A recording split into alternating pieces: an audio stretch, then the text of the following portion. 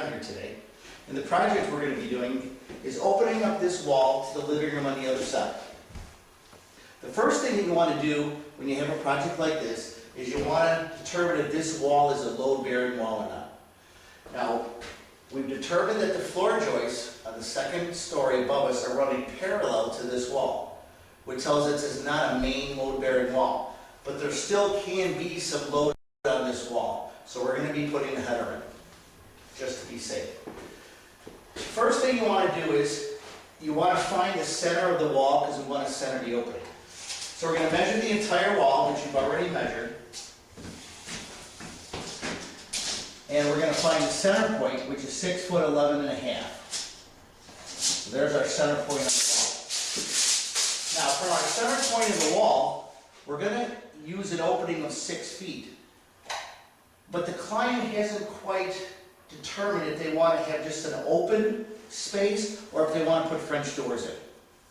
So we're gonna make the opening the size for the French doors, so if at a later point in time they want to add those, it's going to be really easy for them to do so. So typically, we're going to take two 36-inch doors, which is 72 inches, and we're going to allow 2.5 inches additional space for the jambs and shim space, which gives us 74.5 inches on our width, our opening width.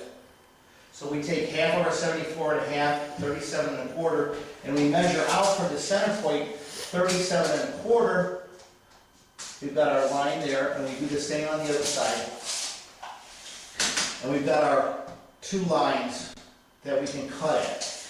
Now once you've got those, you want to determine what's in this space that we're going to be cutting out. And as you can see at the bottom here, we've got a cold air return on the floor down there. And we've got a cold air return on this other side, along with an electrical outlet that's right in our cut space.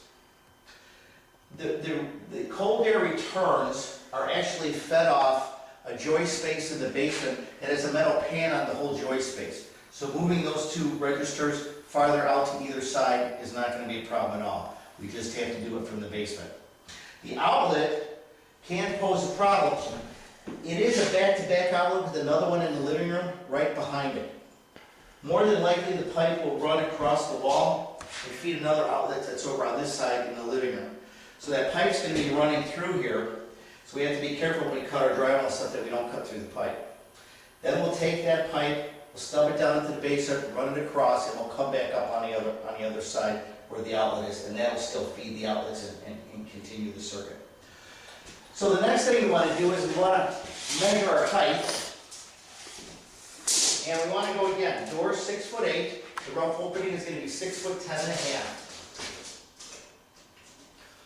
So we're going to mark up here 6'10 and a half.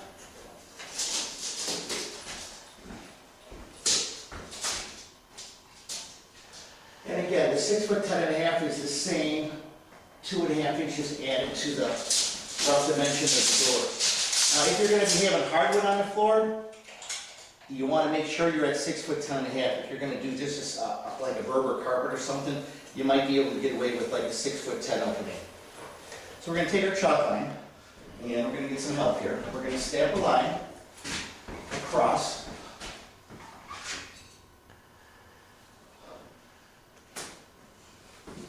And that's going to be our top. Now we'll more than likely have to cut out above that line once we get it, but that's going to just preliminarily let us cut out our opening. We'll have to cut it out probably a little bit more so we can slip the header in there. But the least we can cut out in the beginning, the less repair work we have to do. We're going to try to do it that way. So, all right, we'll be back to you in a couple minutes when we're cutting drywall.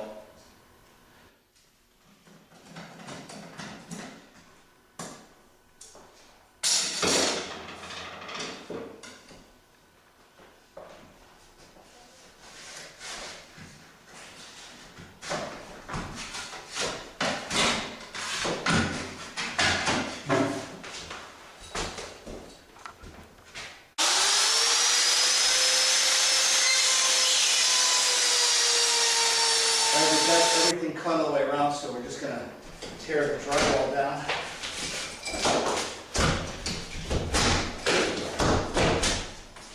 We've got it stuck.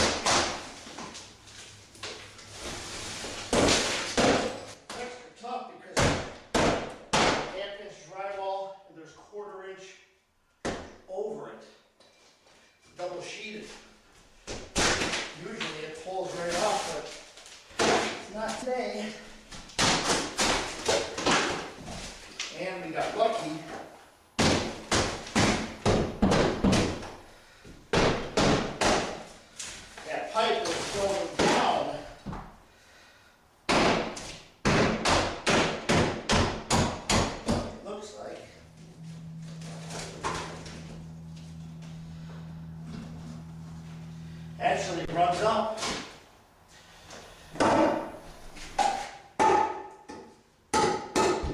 You can see we're taking the wall down now. Cut the studs off with the Sawzall. In the middle, we took the bottom out. We're just taking the top out.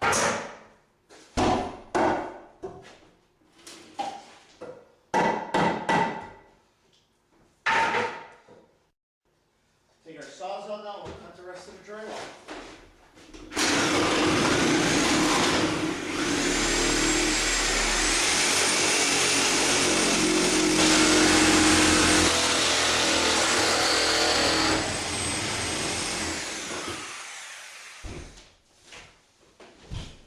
Well, there you have it. There's the opening. Right into the living room.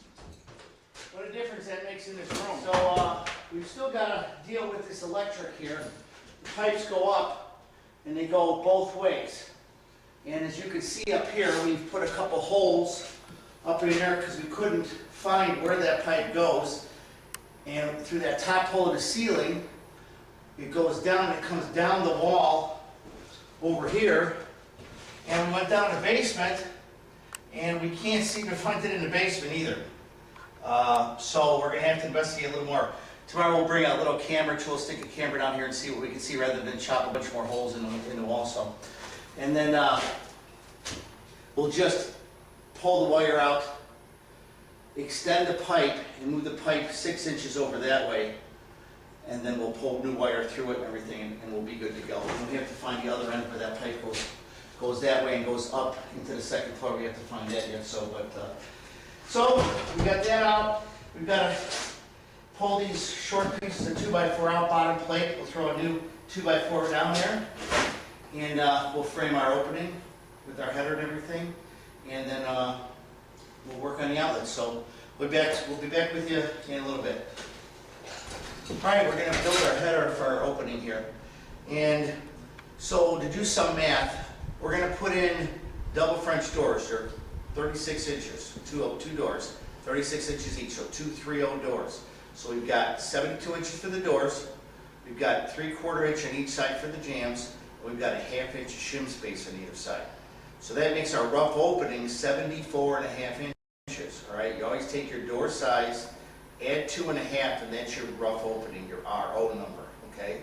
And then for your header, you have to add an additional 3 inches, okay? Your header is going to span the rough opening, plus it's going to sit on top of a 2x4 on each edge. Now 2x4 on each end is 1.5 inches, so add those together, it's 3. So you've got 74.5 for your rough opening, and then you've got an additional 1.5 inches on either side to sit on top of a cripple stud. So you've got 77.5 for this header, okay?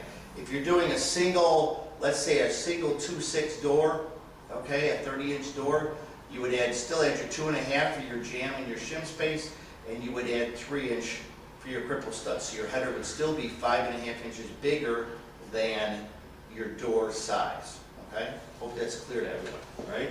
So we'll start by crowning the lumber, okay? You want to take the lumber, hold it up on end, and look down and see which way it arcs, okay? Like this, and see which way it arcs.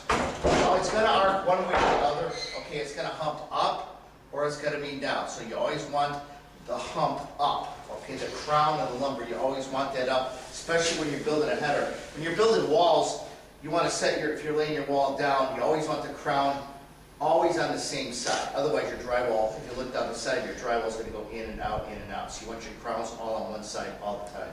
So it's important to do that. So we've already crowned this lumber. The crown is on my side here. We've squared the end. We know that's good. Now 2x12s, they like to crack a lot in the ends. So make sure you're cutting off the end that is cracked. Okay. So we're at 77.5. Right? And we'll go ahead and we'll cut this. We'll cut our other one. And then what we got to do is we've got some spacers because the lumber is 1.5 inches. Okay, 1.5 inches, 1.5 inches. It's 3. With your wall, the studs, the space that it's going to fit it is 3.5. So what you're going to want to do is take some 1/2 inch plywood, okay, 4 inches wide or something, and cut it just 1/4 inch shorter than your 2x12. Okay, this 2x12 is running about 11 1/8. So I cut these 10 3/4. And you're going to put them in, just space them out, one at the end, and then every 18 inches or so, put a piece of plywood. And that'll be your spacer, and that'll make up your extra ½ inch. So when you put the other 2x12 on top, nail it all together, you'll have your 3½ inch thickness. So we're going to go ahead and build this header, and then we'll be back to you in a minute. All right, here we are again. We've got our header built. We built the header.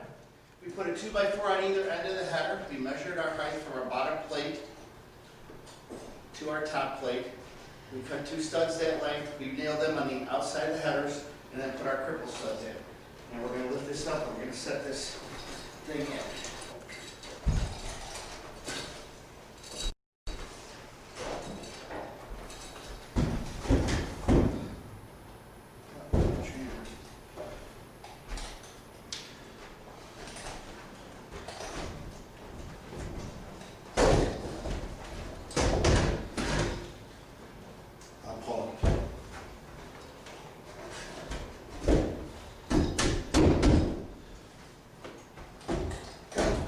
I said it's going to come this way, okay?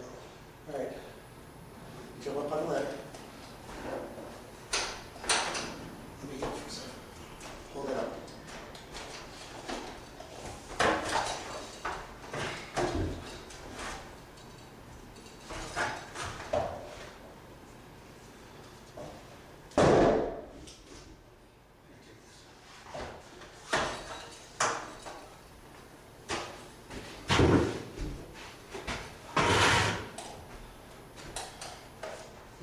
No. Okay, she said go down.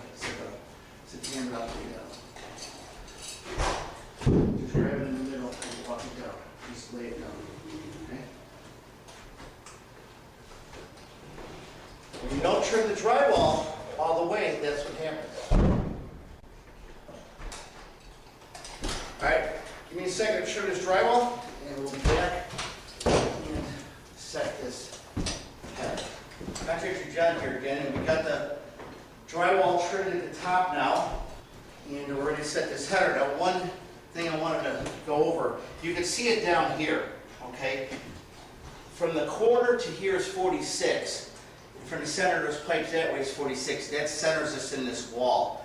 So we nailed a block down here, so that the back side of our stud, our header stud, will go against that, and there's one hidden right here, backed against that existing stud, and there's one on the top plate against that existing stud. So when we put the unit up and slide it that way, we'll have 3 points for this to hit against, so it'll rest against, and then we can nail through. Won't be able to nail at the top, but we can nail through here, and we can nail at the bottom, and that'll keep it from shifting, from moving around. And that dimension, you just have to do the math. You have to measure from your stud out to the face of your drywall and where the center line is, and then cut those accordingly. So, should go in now. Yeah, oh, just good.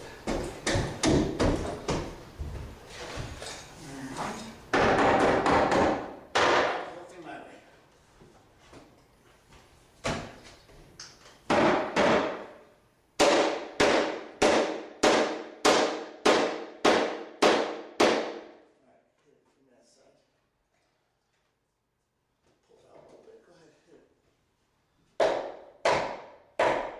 Sledge. There's the sledge behind you.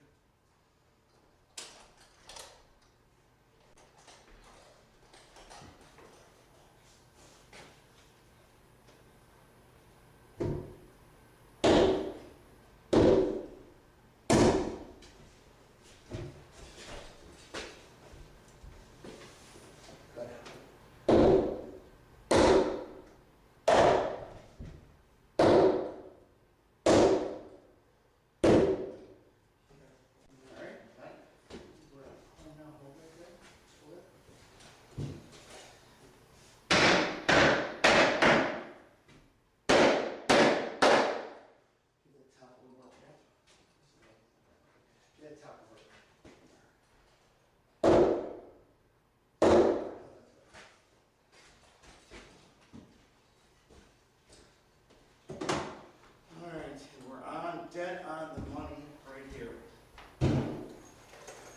Now I've drawn a line so I know where my block is here.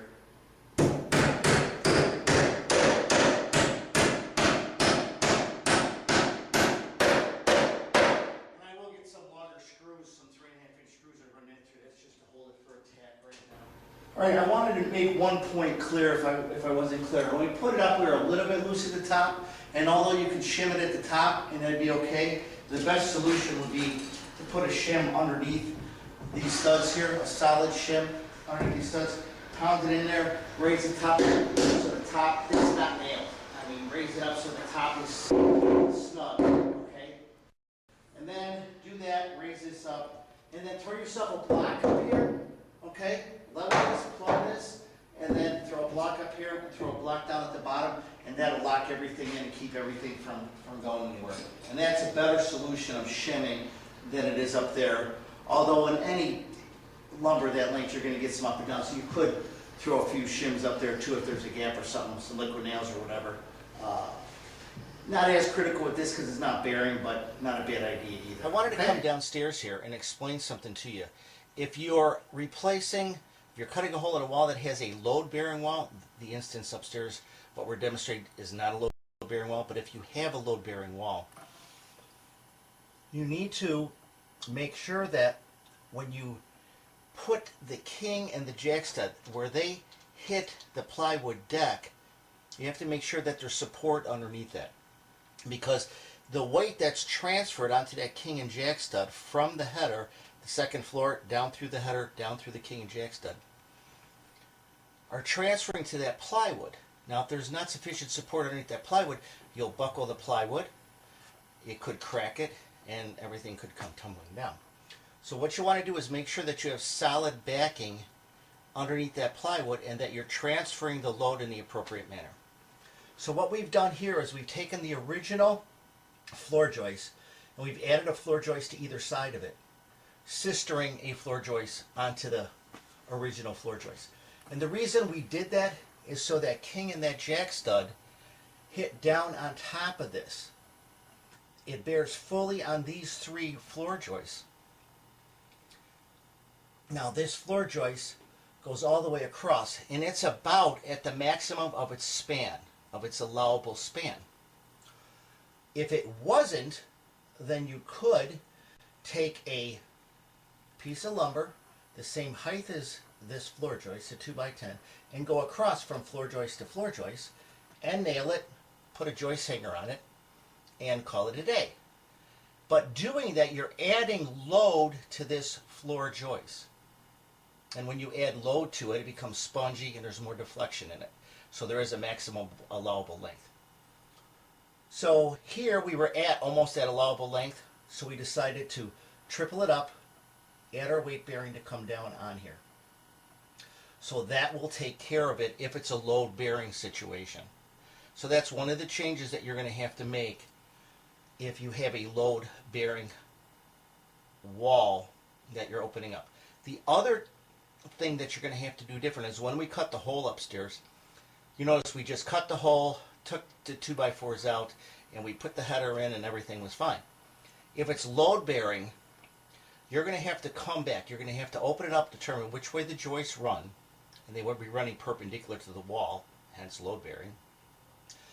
And even if there's no floor upstairs, if it's just an attic and they're running perpendicular to the wall, it can be a partial or a tributary load on that wall. So you need to take precautions to make sure that everything doesn't sag down.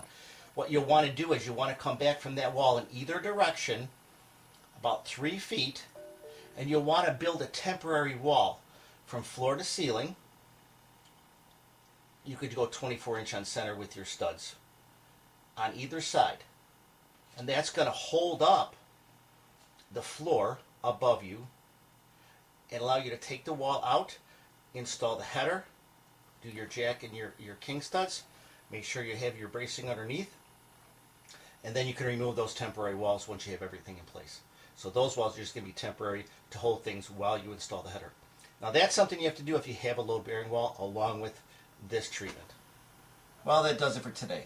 How to open up a wall and install a header in a load-bearing wall and a non-load-bearing wall. I hope I've made it clear to you.